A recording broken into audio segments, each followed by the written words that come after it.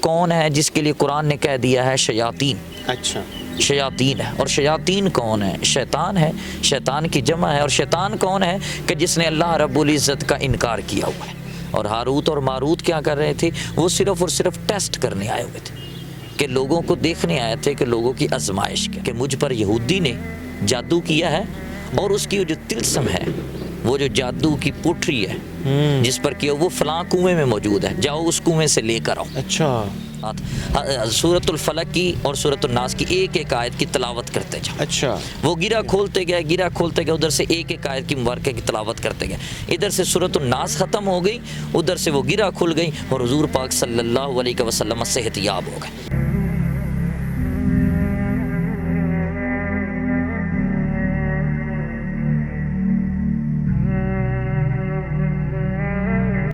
بسم اللہ الرحمن الرحیم. السلام علیکم، میں ہوں آپ کا ہوسٹ عمر، اور آج آپ مجھے رمضان کی پوڈ کاسٹ میں ملاحظہ فرما رہے ہیں.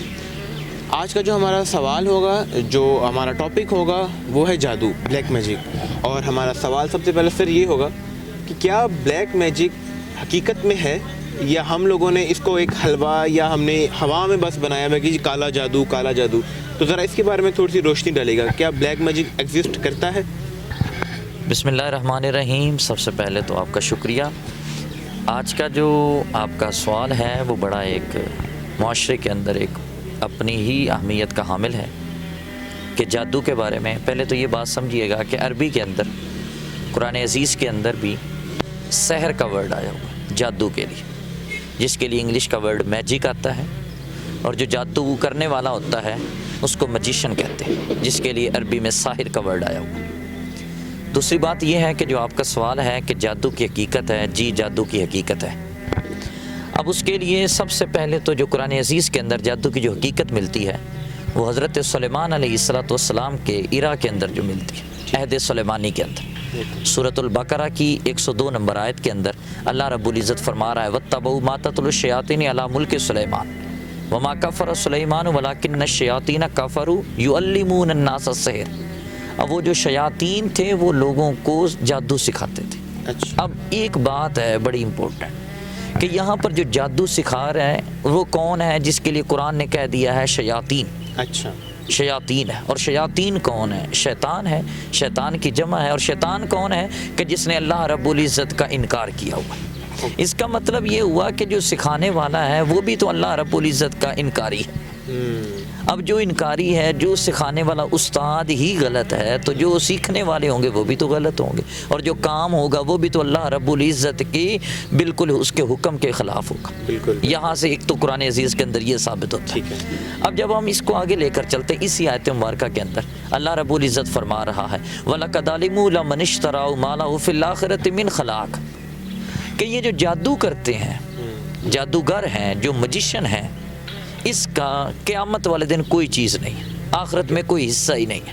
اچھا، آخرت میں نہ حصے ہونے کا مطلب یہ ہے کہ یہ جنت سے محروم ہے. جب جنت سے محروم ہے تو ان کے لیے کون ویٹ کر رہی ہے؟ دوزخ ویٹ کر رہی ہے. تو اس کا مطلب یہ ہے کہ وہ دنیا کے اندر اپنے بس کچھ ٹائم، اسپین آف ٹائم گزار رہے ہیں، اس کے بعد وہ آخرت کی طرف جائیں گے، اور جہاں پر ان کا ٹھکانہ جہنم میں آ جائے گا. یہ قرآن عزیز کے اندر آ گیا. اب جو اگلی بات آتی ہے، اللہ رب العزت جو ہے وہ اس کو فرما رہا ہے قرآن عزیز کے اندر اسی آیت کے کہ کیا ہے کہ یہ جادو جو ہے وہ ایک غلط ہے. حضرت سلیمان علیہ السلام کے دور میں پھر 2 فرشتوں کو بھیجا گیا، ہاروت اور ماروت کو بھیجا گیا. اور ہاروت اور ماروت کیا کر رہے تھے؟ وہ صرف اور صرف ٹیسٹ کرنے آئے ہوئے تھے، کہ لوگوں کو دیکھنے آئے تھے کہ لوگوں کی آزمائش کیا. بہت اعلیٰ. اچھا سر، آپ نے تو جیسے بڑا خوبصورت انداز سے بیان کیا کہ جادو ایگزسٹ کرتا ہے، اور ایک مثال بھی بہت اچھی دی.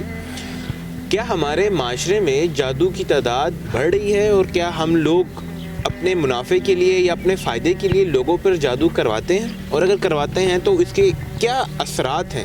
یہ ہم کیسے یہ پتہ لگوا سکتے ہیں کہ ہم پر جادو ہوا ہے یا اس شخص پر جادو ہوا ہے؟ بات یہ ہے کہ سب سے پہلے تو میں اس کا جادو کی حقیقت کو بیان کر رہا تھا. اب اس کے بعد اگلی جو بات ہے کہ جادو ایگزسٹ کرتا ہے، ٹھیک ہے، ہمارے معاشرے میں ایگزسٹ کر رہا ہے. آج کل تو بہت زیادہ ہو رہا ہے. آج کل تو بلکہ میں دیکھ رہا تھا گوگل کے اوپر سب سے زیادہ جو جادو ہوتا ہے وہ بنگلہ دیش میں ہوتا ہے. اچھا. اور پاکستان کی ٹیریٹری کے اندر پرٹیکولرلی فیصل آباد کے اندر زیادہ ہے. اچھا. فیصل آباد کے اندر جو ہے نا وہ جادوگر اور طرح طرح کے بلیک میجک جو ہے وہ کرنے والے, ایون کہ گھر والے جو ہوتے ہیں وہ اپنا باپ جو ہوتا ہے وہ اپنے بیٹے کے لیے کر رہا ہوتا ہے, بیٹا جو ہے وہ اپنے باپ کے لیے کر رہا ہوتا ہے. تو اس قدر جو ہے نا یہ پھیل رہا ہے. میں اس کی تعریف پڑھ رہا تھا تو اس کے اندر علماء لکھتے ہیں کہ جو جادو کے کسی شریر اور بدکار شخص, یہ دو ڈیفینیشن, کہ ایک شریر انسان ہے, شرارتی ہے, اور بدکار انسان ہے جو اپنی فطرت کے خلاف کام کرواتا ہے, اس کو وہ کیا کہتے ہیں, جادوگر کہتے ہیں.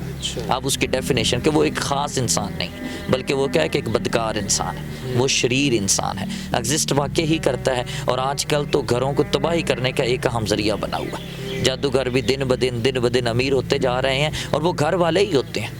وہ اپنے نیچر کو مولڈ کرنے کے لیے, فطرت کے کاموں کو اس کے خلاف کرنے کے لیے, کہ کسی کا کوئی کام نہیں ہو رہا تو وہ اس کے خلاف کر دیتے ہیں.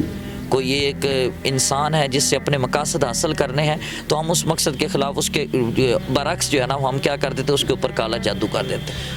سر اکثر یہ سنا جاتا ہے جو انسان جادو کرتا ہے, جو جادوگر ہے, وہ ناپاکی کی حالت میں رہتا ہے اور اس کو 40 دن یا کچھ عرصے کے لیے کہیں پر روح پوش ہونا پڑتا ہے اور گندگی اور گندی چیزوں کے اندر وہ رہتا ہے. کیا یہ حقیقت ہے؟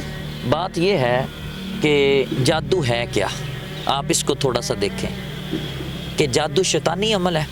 اس کا مطلب یہ ہے کہ وہ رحمان کو ناراض کر کے شیطان کو راضی کر رہا ہے. جب شیطان کو راضی کر رہا ہے تو رحمان کے اندر تو پاکیزگی ہے, بالکل. تو شیطان کے اندر کیا ہے, وہ گندگی ہے. تو جب یہ چیز آ گئی ہے تو اس کا مطلب یہ ہوا کہ وہ جو جادوگر ہے وہ جو چیز کرے, وہ کفریہ کلمات بھی تو کہتا ہے, بلکہ اس کے حکم میں آتا ہے جو جادوگر ہیں اس کے 3 حکم ہیں. پہلی بات یہ ہوتی ہے کہ اگر وہ جادو کفر ہے, اس کا عامل مرد ہے, تو اس کو قتل کر دیا جائے. دوسری بات یہ ہے کہ اگر وہ جادو جو ہے وہ کفر نہیں ہے بلکہ وہ لوگوں کو نقصان پہنچانے کے زمرے میں ہے تو وہ ڈاکو ہے, تو ڈاکو مرد ہے یا عورت ہے, اس کا حکم بھی یہی ہے, اس کو قتل کر دیا جائے.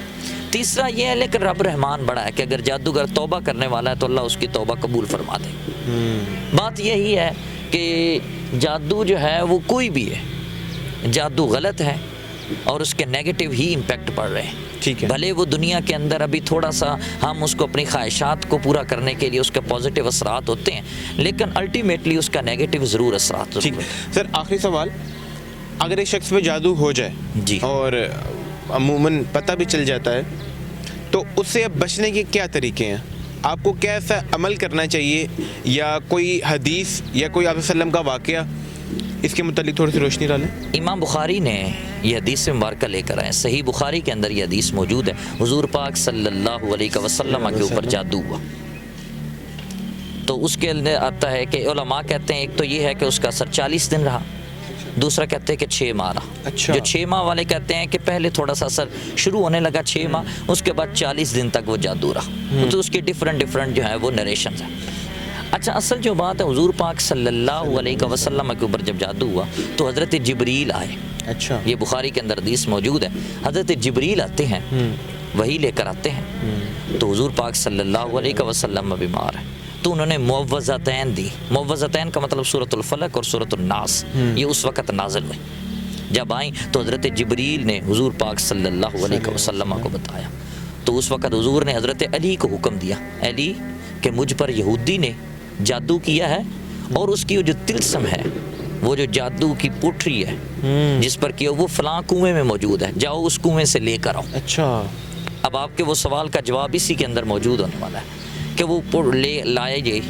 جب جادو کی پوٹری لائی گئی تو حضور پاک صلی اللہ علیہ وسلم نے حضرت علی کرم اللہ وجہ الوجی کو فرمایا کہ اس کی ایک بدلے, ایک کو اتارتے جاؤ اور ساتھ ساتھ سورۃ الفلق کی اور سورۃ الناس کی ایک آیت کی تلاوت کرتے جاؤ. اچھا. وہ گرا کھولتے گئے, ادھر سے ایک آیت کی مبارکہ کی تلاوت کرتے گئے.